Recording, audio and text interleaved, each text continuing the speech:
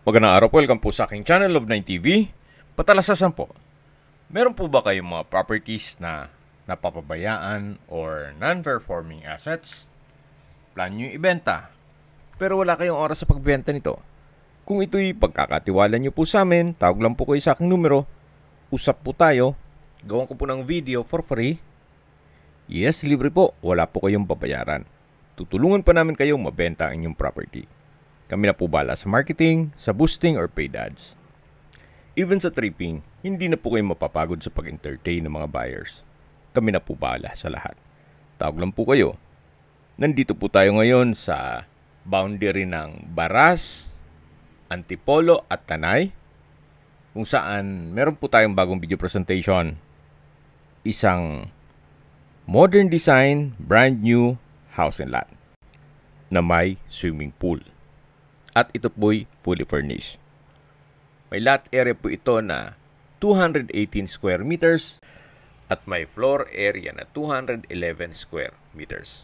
May 3 bedrooms, 3 toilet and bath. Lahat ng rooms may split type aircon. May storage room, family room, lanay, staff room, service area, CCTV. May pedestrian gate at main gate made of PVC panels. Nakabakod na rin po buong property at meron din po itong landscape. Yan po yung main door. At mamaya ikutan po natin yan. Then dito po ay may garden set, may dubratan. At dito naman po sa kabila ay yung covered carport.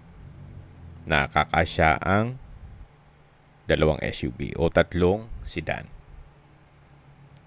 Meron pong access gate dun sa dulo na paikot na yan sa setback. Naka-tile flooring na rin po dito at pulido po ang pagkapintura ng ceiling at wall. Then meron pong access door na papunta naman sa powder room. Bago po tayo pumasok sa main door, check po natin itong paligid nitong property. So dito po sa harapan ay may ilang ornamental plants. Then may 3-seater na rattan garden chair. Then may table. At meron din pong hand wash basin. At meron po itong faucet. So ito po yung setback na papunta naman sa swimming pool. Naka-landscape din po dito. Then itong concrete fence ay pinturado na rin.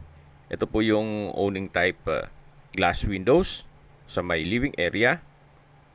Then meron pong glass walls. At ito na po yung poolside na meron pong hot tub na designed for therapeutic hydrotherapy. Then dito po ay yung swimming pool.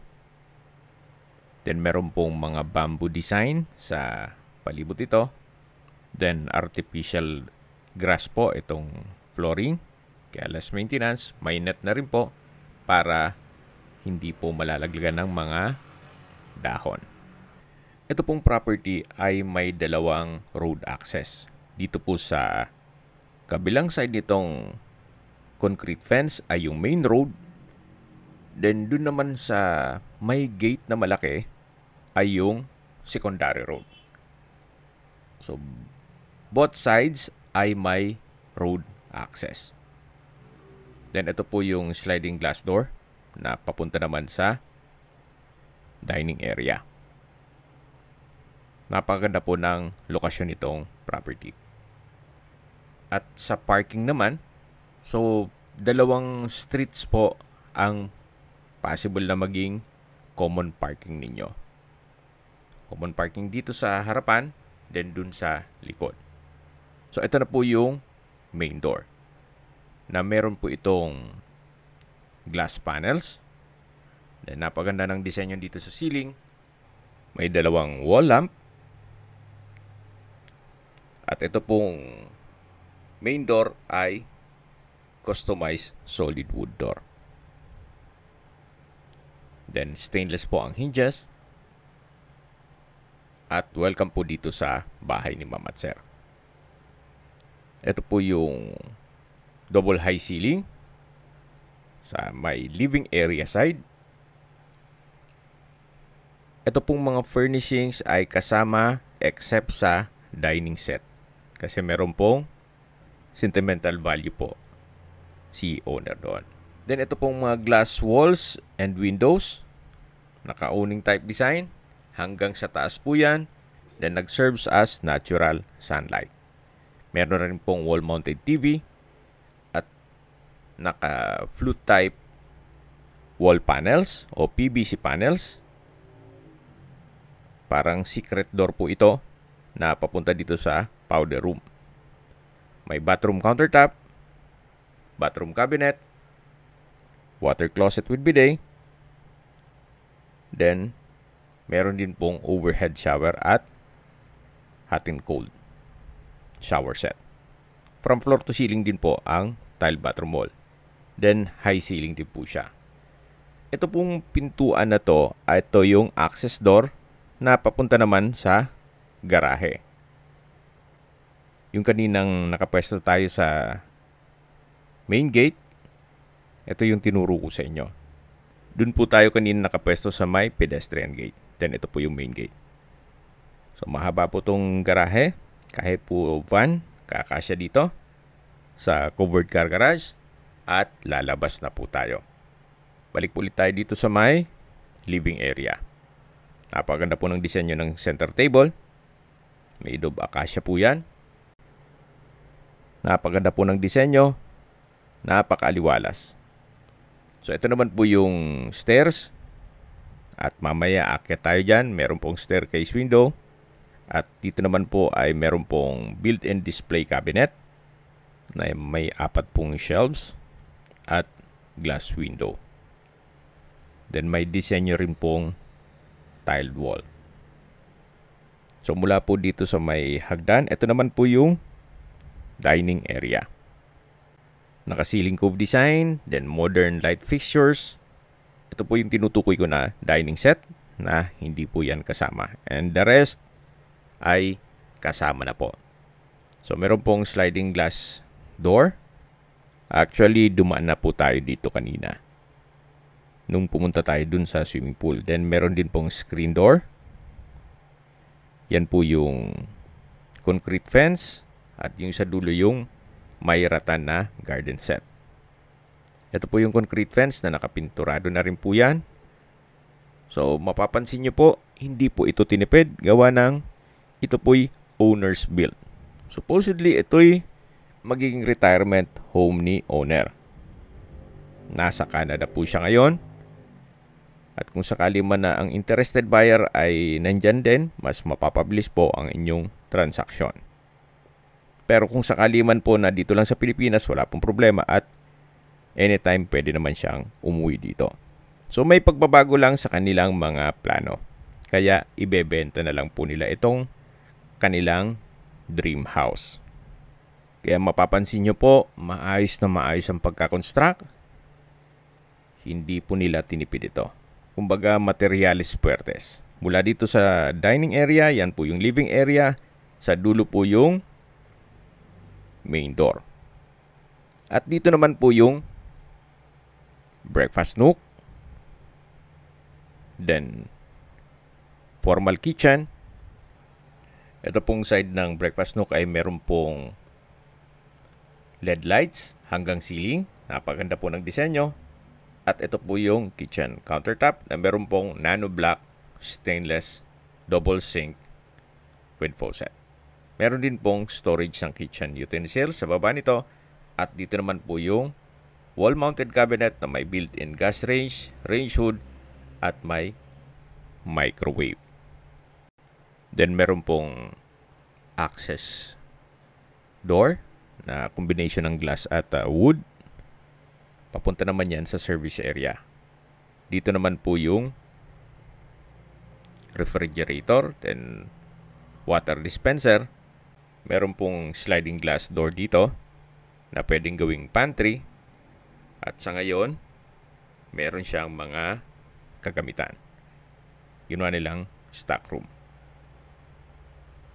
So, yan po yung tinutukoy ko na wooden glass door na papunta naman po ito dito sa service area.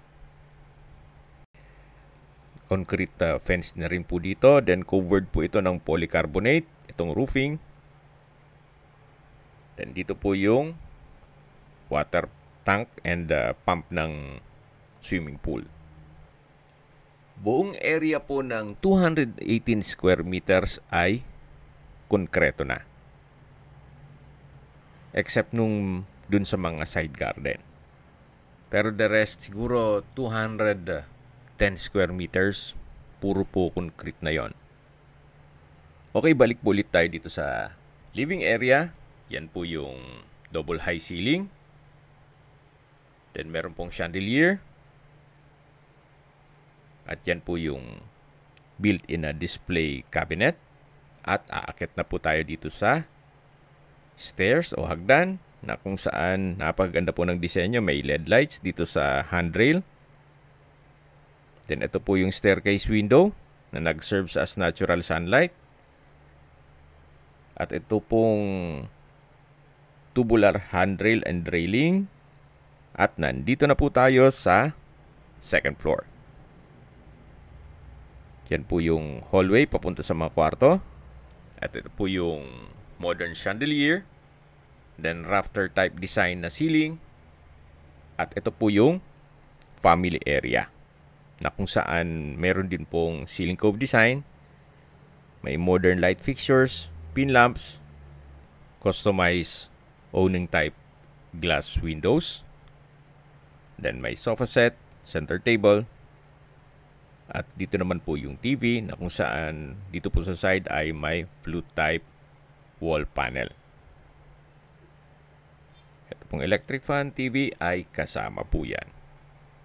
Then ito naman po yung access door na papunta naman dito sa balkonahe. Meron po ditong flute type wall panels dito sa may glass window. Then naka-tubular railing na rin po. At yan po yung spasyo. Pwede po pong naglagay ng 2-seater na coffee table. At sa baba po nito ay yung swimming pool. Yan po din yung tinutukoy ko na main road na kung saan meron pong access din dito sa likod ng bahay dyan sa main road. So, front and back. Parehas po may road access. Babalik po ulit tayo dito sa family area. Yan po, tunghayan niyo po ulit. Then, silipin po natin itong open below. Meron pong chandelier na parang drop lights design. Yan po yung living area na kung saan dyan tayo galing kanina. Then, yan po yung glass walls and windows na nag-serve as natural sunlight. Then rafter type design itong ceiling. At check na po natin itong first bedroom. Sa spasyo, malaki po. Then naka-ceiling cove design, may LED lights, pin lamps, may bed frame and mattress, then may customized glass windows, split type aircon, tile flooring, at pulido din po ang pagkapintura ng ceiling at wall. Yung dulong window po ay may view po doon ng swimming pool at yung main road. Dito naman po ay may flute type design itong wall panel na parang secret door papunta dito sa walk-in closet. So parang halos parehas po nung dun sa powder room sa baba. Hindi mo mapapansin, kala mo walls lang siya. Meron pa ng secret door. Then dito po yung toilet and bath dito sa first bedroom. May hand wash basin, stainless faucet, bathroom cabinet, vanity mirror, then towel holder, water closet with bidet. Then meron pong shower enclosure. overhead shower, then hot and cold shower set. Meron din pong bathroom window at built-in shampoo and soap holder. From floor to ceiling din po yung tile bathroom wall. So yan po, tunghayin nyo po itong first bedroom na may sariling toilet and bath at walk-in closet. Paglabas nyo po dito, yan po yung family area na naipresent ko na yan sa inyo kanina. Then yung kabilang side naman ay yung balkonahe. Then ito po yung open below. At dito naman po yung hallway. Yan po yung hagdan kung saan dyan tayo pumani kanina na may malaking staircase window na nag-serve sa as natural sunlight. Napakaaliwalas po. Mapapansin nyo po, ang laking bagay nitong mga glass walls and windows. Kahit hindi po kalakihan ng bahay, pero napakaaliwalas niya. Mas ma-appreciate nyo po siya, especially pag kayo mismo nandito. So, may display cabinet din po. At dito naman yung common toilet and bath. Halos same design lang po nung first toilet and bath dun sa first bedroom. May hand wash basin, water closet with bidet, vanity mirror, towel holder, shower enclosure, hot and cold shower set, overhead shower na nano black, then meron pong bathroom window. From floor to ceiling din po ang tile bathroom wall at meron pong built-in shampoo and soap holder. So ito po yung common toilet and bath dito sa second floor. Then naka glass bathroom door. Yan po yung tinutukoy ko na display cabinet. Wooden display cabinet rather. Okay, lipat po tayo dito sa hallway. Then ito po yung second bedroom na kung saan sa spasyo malaki din po siya. Then may customized glass window, may split type aircon, high ceiling, pulido ang pagkapintura ng ceiling at wall, may bed frame and mattress, tile flooring. At lipat po tayo dito sa kabila. Yan naman po yung wardrobe na may drawer. So dito rin po ay customized din lahat ng glass windows. So ito po yung second bedroom. Lalabas po tayo. Then check na po natin yung third bedroom. Ito pong third bedroom ay meron pong double deck, split type aircon, then may sliding glass door papunta sa balkonahe. Then sa taas po ay may skylight na nag-serve sa as natural sunlight din po. Bago po natin i-check ang balkonahe, check po natin itong attic. Then meron pong hagdan dito. At mga 3 hanggang 4 po pwedeng matulog dito sa taas. Samahan niyo po ako, akyat po tayo. Ito po yung naka-wooden staircase. Then, yan po yung tinutukoy ko. So, kahit 6 po, kung hindi naman ganun kalaking tao, kakasya po dito. Napakaganda po na maximize nila yung spasyo. Nagamit nila lahat. At kung iba lang po, hindi na yan lalagyan ng mga glass windows kung titipirin. So ito po yung third bedroom. May split type aircon at may access po dito sa balkonahe o terrace. So front and back nitong bahay ay meron pong balkonahe. Hanggang dun po yan sa dulo. Ito pong tubular railing ay hanggang dito sa kabilang side. Malaki po ang espasyo nitong balkonahe. Then meron din pong stainless sink with faucet, just in case na may okasyon na pwedeng ganapin nyo dito para hindi na po bababa kung meron pong hugasan. Then sa baba po nito, yan po yung polycarbonate roofing at service area. So bakante pa po itong mga magiging kapitbahay nyo.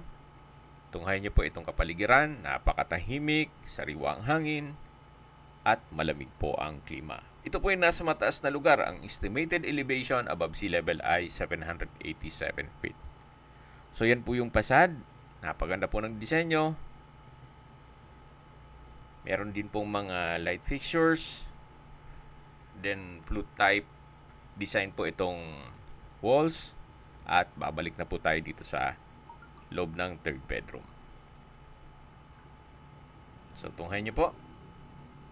Ito po yung third bedroom at lalabas na po tayo.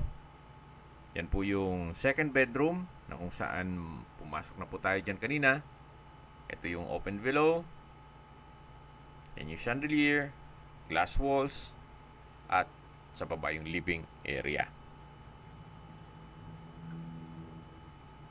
Napakaganda po, napakaaliwalas. Hindi po masasayang ang biyahe at oras nyo once na tinignan nyo ito. At sa mga nakakaintindi po, especially dito sa mga construction cost nito na talagang hindi niya tinipid. At binibenta po ito ni owner kung magkano lang yung inabot nung gastos niya. Di bali na yung pagod. Basta maibalik lang yung gastos nung lahat ng expenses niya sa construction at labor. Then sa dulong parte po ng video, pag-usapan natin ang presyo nito. Medyo bitinin ko lang po muna kayo. Gawa ng sa ganda po nito, malamang hindi po kayo nagdadalawang isip. Especially kung ang target nyong lugar ay dito sa Baras, Antipolo, or Tanay area. Habang naglilibot po tayo at pinagmamastan nyo po itong kapaligiran dito sa loob ng property, pag-usapan na natin ang distance, location, at travel time. So mula po sa SM Masinag, ang distance is 26.4 kilometers at ang travel time is 30 minutes. Mula naman po sa Padilla Public Market, ang distance is 18.7 kilometers at ang travel time is 26 minutes. Mula naman po sa Rizal Provincial Hospital, ang distance is 20.1 kilometers at ang travel time is 28 minutes. At yan po yung laging binabanggit sa aking video na dapat nyo i-consider sa paghanap ng property, yung meron pong malapit na hospital. Hindi ko naman po sinasabing sakitin kayo, yan naman po for emergency purpose lang naman. At mula naman po sa Antipolo Church, ang distance is 23.3 kilometers at ang travel time is 45 minutes. Mula naman po sa Cubao, ang distance is 34.9 kilometers at ang travel time is 1 hour and 16 minutes. Kung manggagaling naman po sa airport, ang distance is 48.3 kilometers at ang travel time is 1 hour and 49 minutes. Okay, nandito na po tayo sa poolside. Yan po. Ito pong property ay kakagawa lang po. Yan po, may waterfalls pa siya. Pero may pagbabago nga sa plano ni owner. Kaya ibebenta na lang niya. Actually, pabalik na siya. After nitong pag-video shoot, pabalik na siya ng Canada. Then, halos hindi niya natirhan po ito. Then, ito po yung powder room o comfort room dito sa my poolside. So, binebenta po niya ito sa halagang 16.8 million pesos. Opo, murang-mura na po ito. Then, kung negotiable, slightly negotiable lang po. At kung lalaliman nyo pa ang tawad nyo, sabihin nyo kaagad para hindi na masayang oras natin.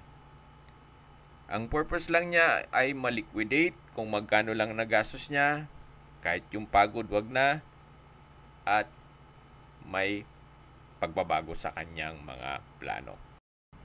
So mula Canada, pabalik-balik po siya ng Pilipinas para lang ma-monitor niya ang construction nito.